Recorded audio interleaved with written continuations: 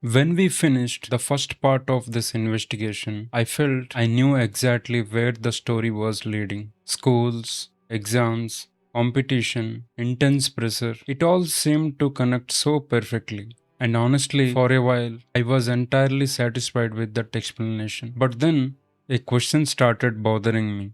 Not because I had suddenly found a brilliant answer, but because the conclusion I held did not explain something that felt far too obvious to ignore.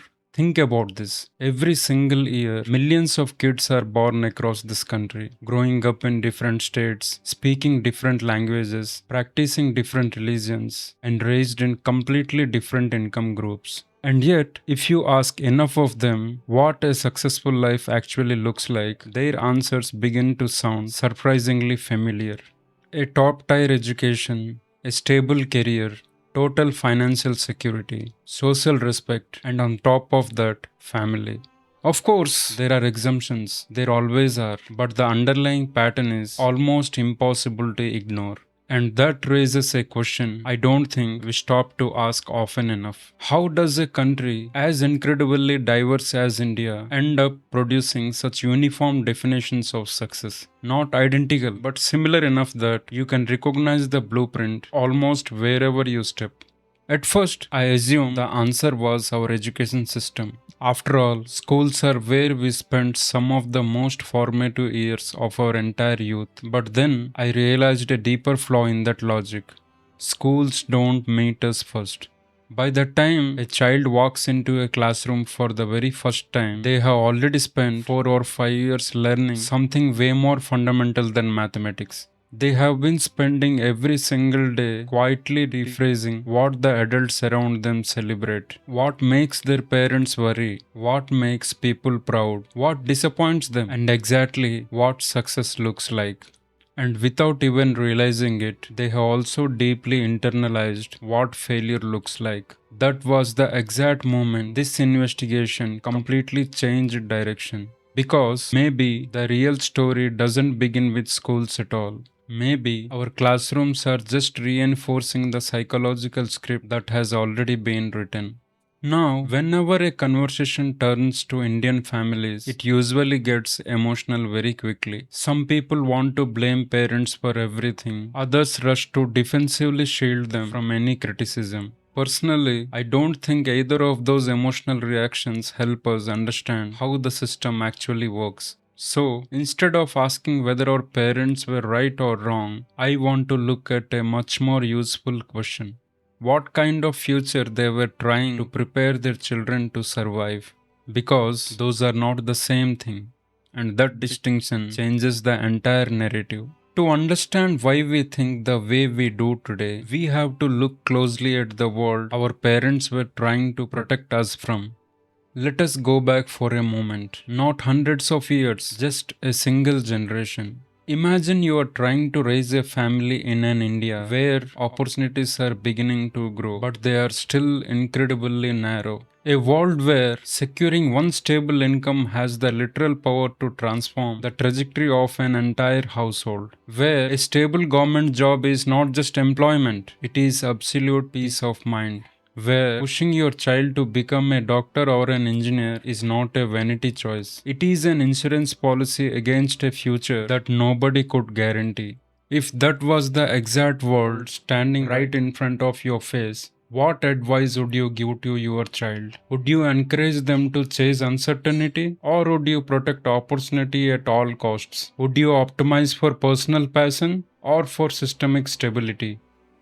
Notice what just happened to the narrative. The conversation completely changed. We stopped asking if our parents simply lacked imagination, and we started asking a much more honest question: what choice did they actually have? Because human beings rarely make decisions in a vacuum. We make choices under specific environments, and those environments quietly dictate our priorities.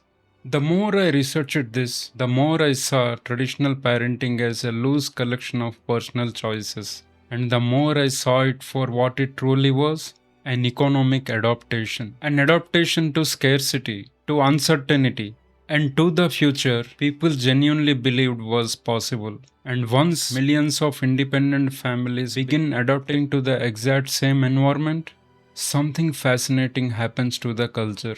Those raw adaptations stop feeling like survival strategies. They slowly transform into core values, then into sacred traditions, until eventually they simply become the way things are. And that is where the story of the Indian mind truly begins. Not in the classroom, not in the competitive examination hall, but much earlier. It begins in the quiet everyday process through which one generation, armed with the absolute best of intentions, passes its inherited map of the world down to the next. The real problem is the world they prepared us to survive might not be the world we actually live in anymore. So, the question we have to crack open next is what exactly did they pass on?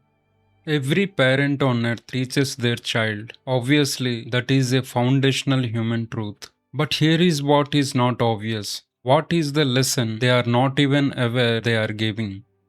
If you ask most people to look back, they would probably answer with the standard baseline values, discipline, deep respect, good manners, maybe a lesson on honesty. And all of that is fundamentally true. But beneath that surface, I think there is entirely a different curriculum running in the background. Something we almost never notice because it doesn't look or feel like teaching at all. Let me show you what I mean. Imagine a 7-year-old child walks through the front door after an exam. They don't actually know whether they have done well or poorly. They are just deeply excited to tell their parents about everything they saw during the day. How was the exam? In that one ordinary sentence, the child's entire day, the drawing they proudly made, the friend they laughed with at lunch, it all instantly evaporated. Only the score remains. Now, let's be fair. There is absolutely nothing malicious about that question. In fact, it is one of the most ordinary, well meaning questions a human being could ask. But think carefully about what the child is decoding in that exact room, not consciously, subconsciously. They are beginning to map the precise architecture of what the adults pay attention to. Now, multiply that single moment, not once, not twice, but thousands of times across an entire childhood, across decades, across different conversations, different situations, and millions of separate homes. Some of our cultural lessons are spoken aloud, most of them are not. And that is one of the most massively underestimated forces in human development. Children don't just listen to what adults say, they learn from what adults repeatedly notice. When you dive into developmental psychology, you quickly realize children are not just passive students. Children are the world's most sophisticated surveillance systems. They are remarkably good at detecting patterns, far better than we ever give them credit for. Long before they possess the cognitive capacity to understand the complex reasons behind a behavior, they track the patterns perfectly. They map exactly what earns praise, what creates silent tension in the living room, what disappoints the people they love, and what makes the adults around them anxious. And once a specific pattern repeats often enough inside a home, it stops feeling like someone else's expectation. It undergoes a psychological migration. It starts feeling like their own identity. Think about your own life for a moment. Not the explicit advice you were given at graduation, but the advice almost nobody ever had to voice out loud. The things that were simply understood. The specific careers everyone in the room admired, the lifestyle choices everyone quietly worried about, the cousins and relatives constantly compared themselves to, the standard loop of questions guests asked the moment they sat on the sofa. Those fragments may seem completely insignificant on their own. But woven together over a life, they create something terrifyingly powerful. Not a set of rules, a worldview. And this is where I think we consistently misunderstand the mechanics of culture. We like to imagine culture as our festivals, our foods, our clothes, and our languages. Those matter, of course, but underneath the aesthetics, there is a much heavier anchor. Every culture carries a hidden set of invisible laws. What success is versus what it merely looks like. What a calculated risk is versus what a shameful mistake is. What we genuinely want to be versus what we are structurally expected to do. Most of the time, nobody ever writes these assumptions down. They are simply lived day after day, generation after generation, until eventually they become so profoundly familiar that the mere act of questioning them feels unnatural. At this point, I found myself arriving at the real lock of this investigation. If these invisible laws are inherited so quietly, so seamlessly, from the moment we open our eyes, how do they ultimately shape the way we see ourselves? Not our external careers, not our tangible achievements, ourselves, because that is where the architecture ends and the story becomes deeply, devastatingly personal.